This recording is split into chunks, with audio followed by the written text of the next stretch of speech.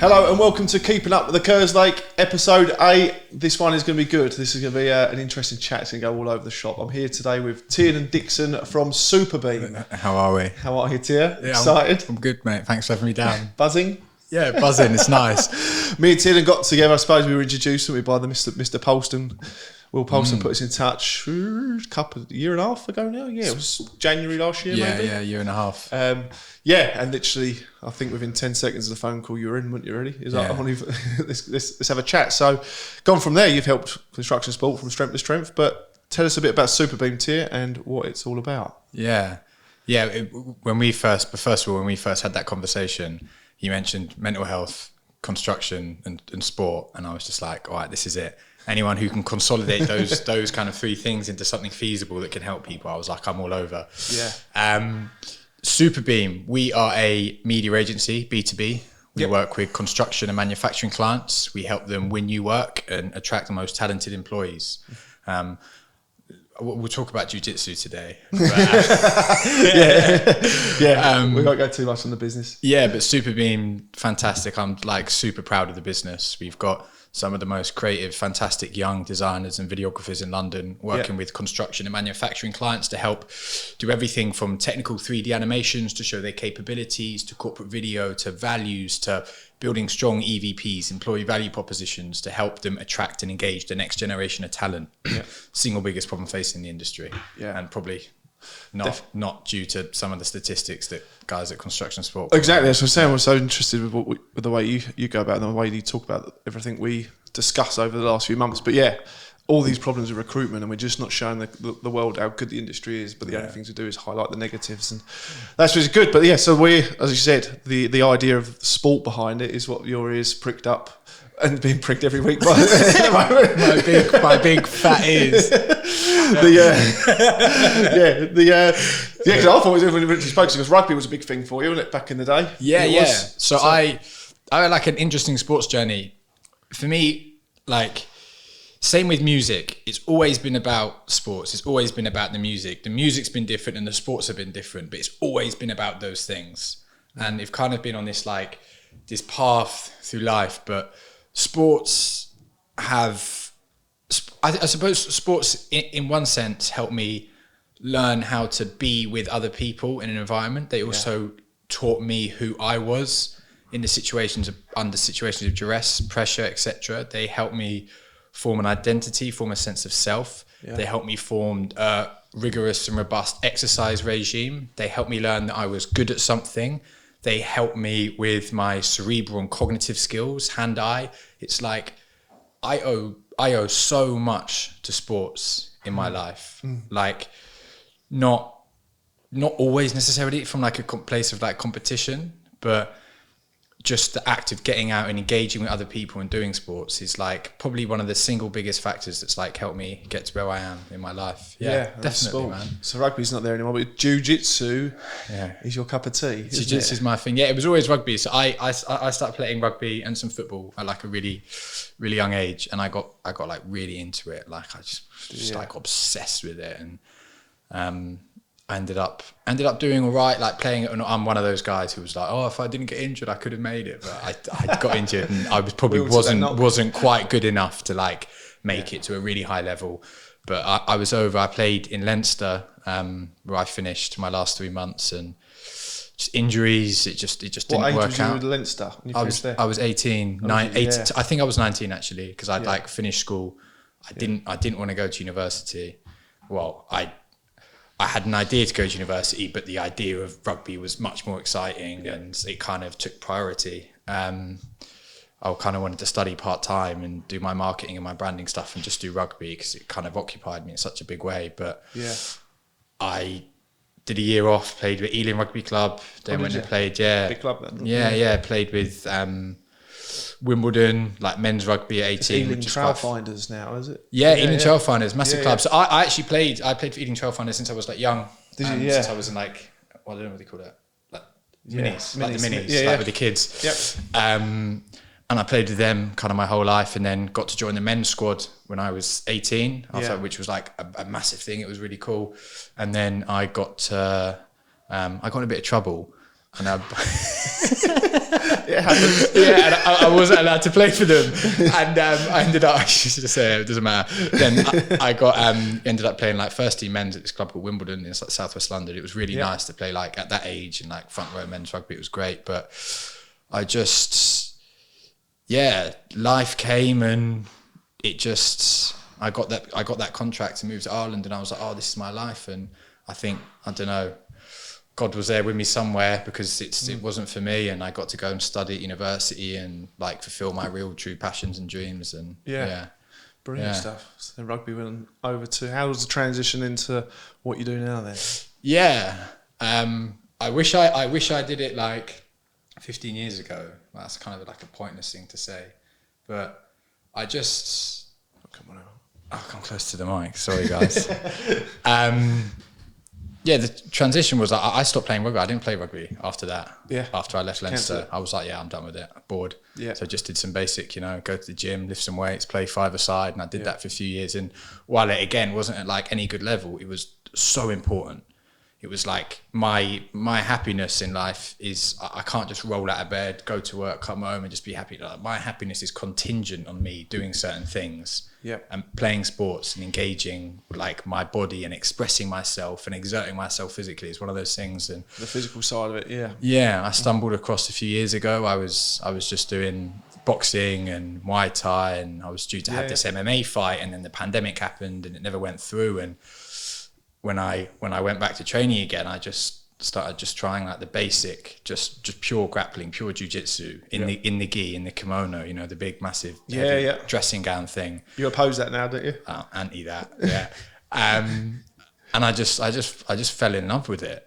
Like I was just like, oh, it was just one of those moments where I instantaneously knew that this was my thing, that this is what I'd been looking for the whole time. A lot of people say it's like a way of life, isn't it, jiu-jitsu? I've heard that from... Yeah. I've never done it myself. It definitely... Not for lack of trying. No, I'm going to get involved. I want my boy to get involved as well, if he wants to or not, but I'll take him down there, see if he will. But what you said to me, what struck me once, was it's MMA without being punched in the face, and I thought that sounds quite fun actually. It's great. Being punched in the face, I don't like the idea of that too much, but it does happen. Yeah, being punched and kicked in the head is horrible. It's like you see it on the telly, and we see these grown men like beating each other in the head, and it's like it's so dangerous. Paddy Dimblett loves it, doesn't he? That's his thing. He's like, I just like being punched in the face. Maybe it's a front that he's got. But, maybe he does. It's exfoliating and it releases adrenaline and norepinephrine and all these like chemicals in your brain. But it's also like our brains are very delicate, like plastic little balls of gel. And having that, you don't have to look at what's happening in rugby and the NFL to see like it's not scary. Great. I questioned myself yesterday actually in terms of rugby. Like, do I really want to put my 4-year-old boy down that route yet? There's a few questions in the head because I was literally thinking, even speaking to Steve Thompson, is it Steve? Steve Thompson, isn't it? He's coming out now. He's got early onset dementia, and he said pretty much we're now training all the youngsters to play touch rugby in a way that is all about defensive lines. But when it comes to doing contact, it's all about smashing through that line. So it's like you're holding them back like a coiled spring now, and then when it does get to when they can do contact, it's all about hitting that. There's no this is run round people. It's you go through people, and it's a little bit scary. And I think, and there's a big lesson I think to be learned from that side of rugby and how they manage it, isn't it? And I think there's going to be a few.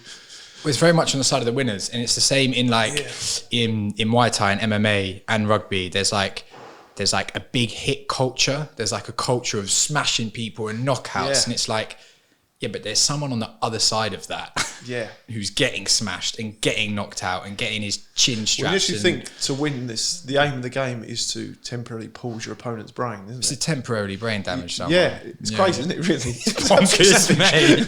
But I suppose it's gone for generations. It's gone for our lifetimes, I suppose, or beyond us. Obviously, as long as man, isn't it? I suppose go to gladiatorial stuff, isn't it? Really? Yeah, big time. Without the death. That's been ruled out now, but we're again, this is just about making this sound like the Joe Rogan experience. Like we are like hunter gatherers. We are supposedly meant to fight in tribes against other people, but only to defend ourselves and survive. We're not actively supposed to be going out and clumping each other in the head every day. It's not great. I suppose sport gives us that outlet, doesn't it? Really, that's why we use sports. There's something naturally in you, or any, not necessarily sport, but anything really. To hobbies, I suppose, isn't it? To channel that self-expression. Yeah, we all have we all have a compressed identity within us, which needs to come out. And some people can create beautiful music, some people can create art, some people can write, some people can do it through like socializing, some people do it through sport, some people do it through running, some people do it through podcasting interviews. But it's all,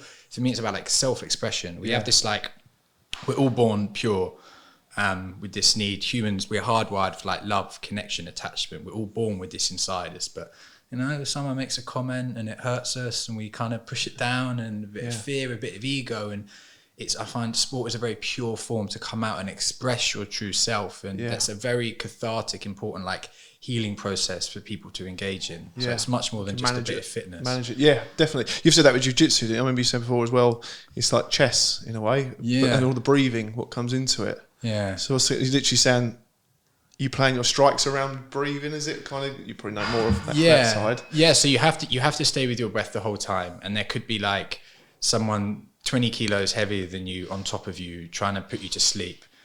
And you got to stay calm. And you have to think logically, how can I best maneuver my body mechanically to get out of this situation and return to a place of either neutrality or hopefully dominance. And that's learning. It's like having a cold shower and doing the times tables. It's like learning to maintain a sense of mindfulness and calm in a state of like extreme duress is so powerful. It's like meditation. It's you can learn this skill, but you carry it forward into the rest of your everyday life. And next time perhaps something goes tits up and you got to answer the phone, and it's like, oh no, last night someone was basically trying to kill me, and stay calm is like I can learn to maybe stay calm now and make a better decision. Yeah, that is interesting, because I always done it. I remember with things I've gone through and you're in pain or something's hurting you. And my question myself at that same time was always just, what is pain? What is pain? So you're just trying to think about what the pain is.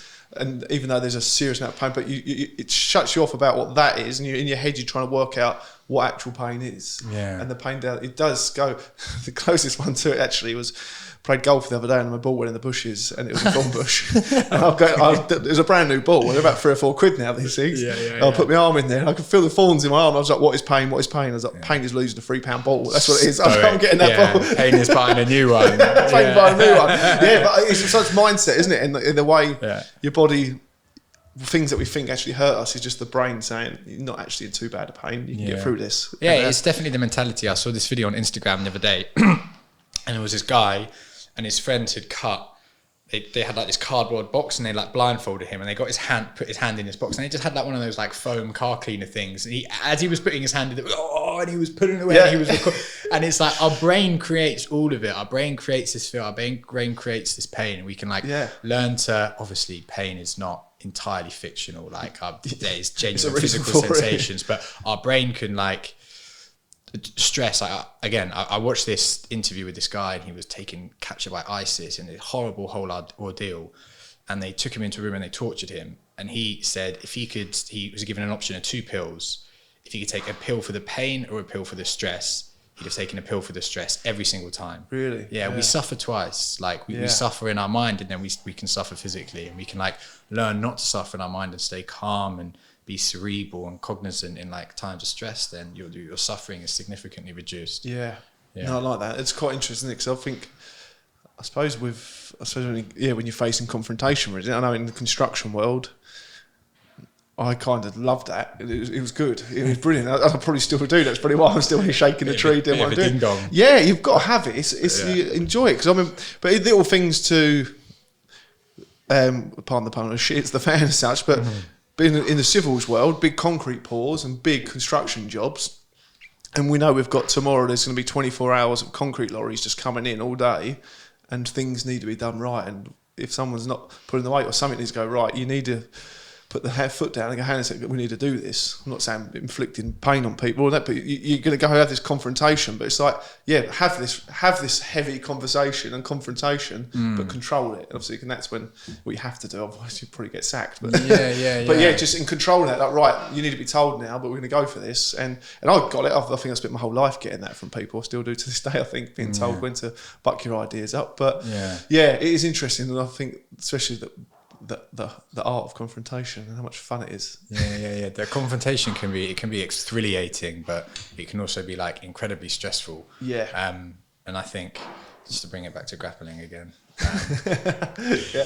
if you can learn to be like methodical and mindful in situations like that, like if you see red, Yeah. you're done. You've lost. Like you'll make mistakes. You'll act irrationally, and it's all about staying rational and staying like methodical through things, and that also definitely carries over. Yeah, to definitely. the rest of your life. I've heard that in more office settings rather than on site. I think you just accept it, but in an office environment, the second someone swears, You lost, mate. Even back in the day with mum and dad, the second you sworn, you've lost, mate. Yeah. It's just done. You might as well walk out there and then. I've seen it before so many times. Yeah. Or even over email, someone's just, and you think if an email didn't delete and send that over, and you go, oh, they're done. I don't know if this might be nonsense, but perhaps that signals irrationality. Yeah. Because it shows, it's a very like clear, like linguistic indicator of someone who's become highly aggravated. So like the Stoics they say like anger is insanity.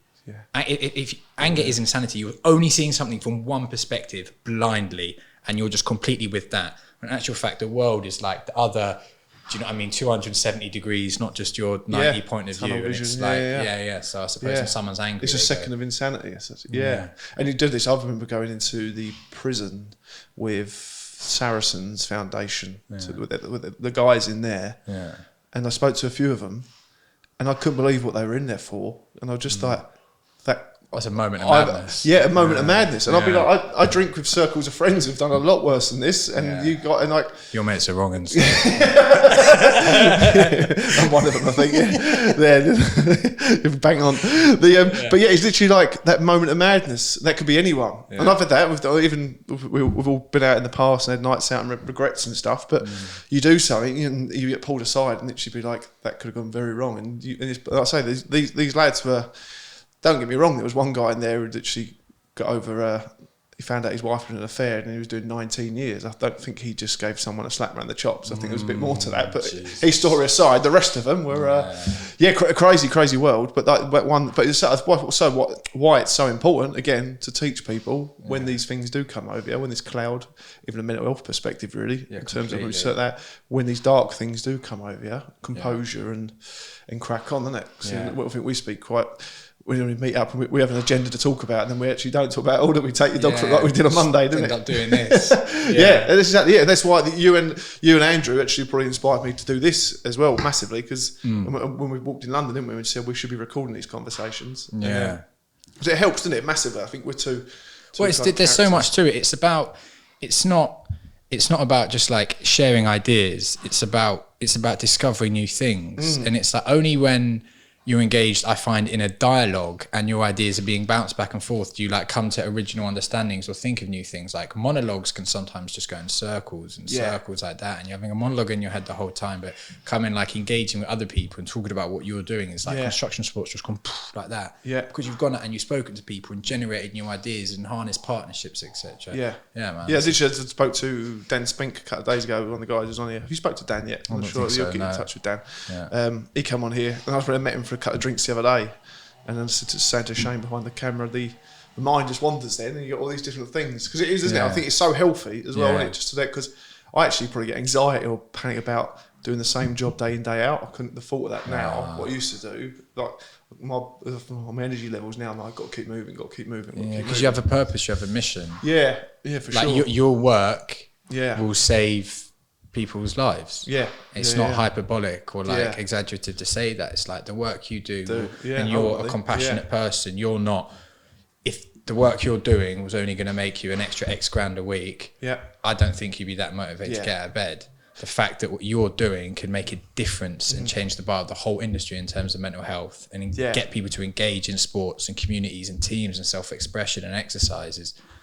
But there's a lot of stuff we talk about, and I see so many people over different things and the way that the mind works, all this kind of, and it's, why isn't the industry already doing it, isn't it? And why is there such a crisis? When we're talking about, I suppose we've been quite in depth with this conversation, this topic for a while now, but to me it still says, now we even know about a lot of it, it's still very basic, I think. It's like, it's not a lot for someone to learn, is it, really? But the industry, the guys on the ground, or these people who do suffer, aren't being given the opportunity to be educated, I don't think, and that's where what we're seeing really, that people aren't getting the education they need. Yeah, I suppose it's a matter of just like, it is such a frantic industry, and time is just like, time is the most valuable asset in construction. Yeah.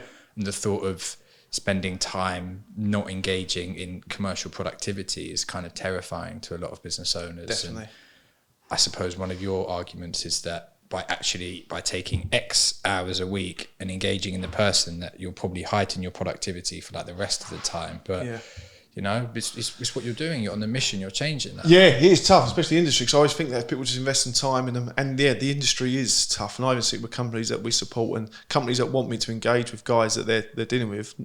I'm no counsellor by any means, but just kind of get involved with their company. There isn't time to get out there, and you ring up a job and say, "Can we just pop on and catch up with the guys?" And there's no time. There really isn't. The only way you can do it is say, let's meet up after work. And we're getting there, and people are starting to listen to it. The big projects are doing it at the top and giving us these safety stand-down environments where they're doing it. And I think that were like health and safety years ago in terms of PPE and all the safety clothing that's out there now. That wasn't a thing years ago, but the people at the top done it, and now it has filtered down, and it is literally your everyday bricklayer and patio layer. And what I used to do, these guys are starting to wear a bit of PPE now, so it does fall down.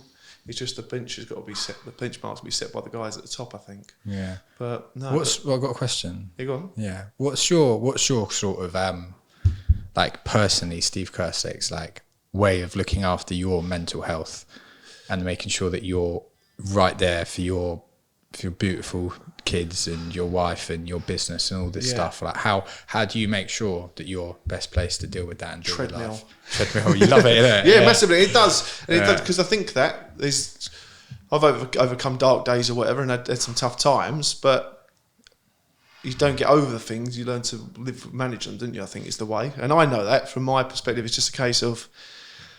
And everyone says, "You're so busy, so busy." I keep myself so busy because it helps me, and I'm motivated by being busy. But then I know I need to do some training. My missus even says to me, I'm like a dog really. She'll just be like, if I'm indoors, she'll go, "Just go for a run, will you? I can tell you need to run." Just like, without a lead, just let me on, and I'll go for a run. Or and you do. I'm going for it at the moment. As you know, we're buying a house at the moment, and it's just that. I was always told it's the most stressful part of life, and I never really believed that. And I've kind of thought to myself, I could understand why, but I was like, I think for me it won't be. I was like, I'm pretty sure I know this roller coaster isn't going to be that bad. I know what stress and management levels are and all this. And then we come back from being away and then found out that had gone Pete Tong, and the house, the move broke down. But it's all back on track within a few days. But that rough with the smooth, and then little things. There's certain things as mentioned as well. Guys sharing videos online, especially like WhatsApp groups, and people share things, and you watch it, and I'll know there and then I should have watched that. So bad. Yeah, we can like I don't know if this is right, if it works through a screen, but you do so much work around PTSD. Yeah. In construction sites. Yeah. Some of these videos that people are sharing in WhatsApps now, we are not supposed to see that. No. It's like abhorrent, but trigger. It's another trigger. There's a trigger. Yeah, There's a trigger. Massively. You do, and I noticed it, and I said before, literally, you watch it, and I go, bugger. And oh no, a day later, 2 days later, there's just something in the subconscious mind is saying, I'm like, just need to shake this off a little bit, and it does, and I think I did it just yesterday. There's on average 38 deaths in the construction industry a year, on average 36 a year. There's over 61,000 RIDDOR cases reported every year. The RIDDOR is only really reported. Someone might put their back out, what's not really traumatic to see or something, but it obviously hurts that person. But for a witness, there's how many people there are suffering something that's going to keep them away from work for up to a week. So it's probably, if you cut your finger, you're not for a week. These are bad things. These are breaks. They're probably injuries that you'd liken in a certain way, especially when you bring in machines and electrification, things that you'd probably see on the front line of a war. Yeah. I'm just thinking, why is there not any support or why is there not any processes in place? Some companies will have certain things, and I've seen them firsthand, and they don't work. I'm sorry, but they don't. Well, they just have a day off and come back, and then you're back. But why are we not focusing on PTSD in construction? Because it's over 60,000 people. But you think of 38 deaths on a site. How many people witness a death on a construction site? Because everyone's going to have a look, whether you like it or not. We've seen it before. I've seen it. Trains come past, and the signaller said, "Just let you know, lads, there's a train coming past." Was involved in a fatality last night. And straight away you're there, your eyes are up. If you say don't do something, we do it. That's what we're born on. But just like, why aren't we addressing the fact that we're seeing so much stuff day in, day out across the industry, across the world in construction? The military do it, and they do it very well. And they've recognised how bad PTSD was in the military, and they've been studying it for, I think, over 100 years plus or whatever. And they're getting to a point. So my theory now is we can adopt their processes, and work with them, because they've got 100 years of studies. Well, you need to liaise with the guys in the army. Then that's like a conversation that has to happen, because when you say, all right, traumatic incidents happens on site, those guys who witnessed it get a day off tomorrow. What's the efficacy of having a day sat at home probably thinking about what had just happened the day before? You ask anyone in the traumatic, I want to get back to work, I need to get back to work. I did for years. I was like, I need to be busy. We need to give these guys time to process that. We need, whether it's talking therapy, mindfulness, EMDR, whatever that is, there's like, the trauma-based model of recovery is absolutely exploded in like the popular culture. Books like Body Keeps the Score, Victor Dr. Bessel van der Kolk, Gabor Mate, all these guys look at depression, anxiety, addiction, all through like a trauma-informed model. Construction has to start. And even that, so they go back in the prison. We're adopting people into construction from the prisons. We never look at wherever they come from. There's easily been a traumatic past there. They're in prison for crying out loud. If they wasn't in the traumatic before prison, they had been through trauma in prison, I'm sure, or seen it. And the same is with the military. We'll adopt people who've spent 20 years in the army, been on the front line and gone to how many other countries, and we'll give them a shovel in the hand and say, crack on, you've got your CSCS card, you can crack on. No one says... So we adopt all these issues in construction, and we don't actually take into consideration that these people are traumatised already. Then they go and do worst case scenario, and then our industry gets labelled the worst industry in the world. Big picture thinking then. If the solution to trauma, if the identification of the manifestation of trauma is that it is embodied and that it is stored, like compartmentalized, quite literally around our body, in our gut, in our chest, in our brain, in our lungs, in all these places, and the answer to that is talking therapy, is EMDR, is IFS, internal family systems, is learning self-expression, dance, theatre, all of these things, right? Which sound kind of like a bit ridiculous, but if they are what the leading psychotherapists, psychologists, and medical professionals around the world are prescribing to people who are suffering from war-based PTSD, sexual violence, all of these things, then construction's no different. We need to look at the same trauma-based healing model for construction as we do for the answers are outside the the industry, and we just need to let it in. It's 100%. Definitely not a day off. That's not helping anyone. The people out there, and there's so much science, as we're saying, all these people know, just construction, at the moment we're all running our own little races to try and find the answer. I don't know the answer, and that's what I've always said about it. It's ultimate collaboration of us all coming together, but we need to let the professionals in. And then we'll get there. So sport's a really powerful part of that. And I'm going to talk about jiu-jitsu again, right? Because it's like self-expression is a big part of like releasing embodied trauma when it's accompanied hand in hand with a talking therapy, and it's like dealt with safely in the present moment, so we can learn to process and like finish out the inactions of the trauma that are taking place. But getting guys into a team environment and playing sport is something that Dr. Bessel van der Kolk talks about in the Body Keeps. Massively. Getting people to like engage safely with their, because trauma's kept in our bodies, it's compartmentalized. And he says this really fascinating anecdote, and he would have like, I think it was net volleyball. They had like a volleyball team when he was in Massachusetts in their state hospital for these Vietnam war vets. And he said you would go and you would look at the war vets, and they were all really rigid in their stomach. They couldn't walk properly. They were tight backs, because they were traumatized, and it was all kept in this midriff of their torso. And after months and sometimes years of talking therapy, EMDR, they could move properly, and they released again. And like playing that sport was like, lactic acid in a muscle. Like lactic acid, get it out. Like pure PTSD. That hand in hand with therapy enabled them to like express themselves and finish the cycles and the processes of that trauma. So their amygdala, their smoke detector light wasn't firing the whole time. Their neocortex wasn't trapped in that like time of the trauma. And so it's like sports, that there is an efficacy of like sport in terms of healing from trauma. It goes hand in hand. It's like our bodies and our minds aren't two separate things. It's all interconnected. Sitting there stiff as a board is never going to help. And speaking to just phoning someone and going, while it's a fantastic start, right, and phoning someone and go, oh, this happened, it was bad, it's like that doesn't necessarily heal trauma. No. It's like there's a much larger holistic model that we need to look at. Suppose that you guys need to start pushing into the industry. Big time. But yeah, man. Tiernan, I'm sure there'll be episode 2, 3, 4, part 2, 3, 4, 5, 6, 7, plenty to come. But cheers, pal. Thank you, mate. I really enjoyed that, Steve. Thank you, sir. Tiernan Dixon of Superbeam. That was episode 8. On to episode 9. Thank you.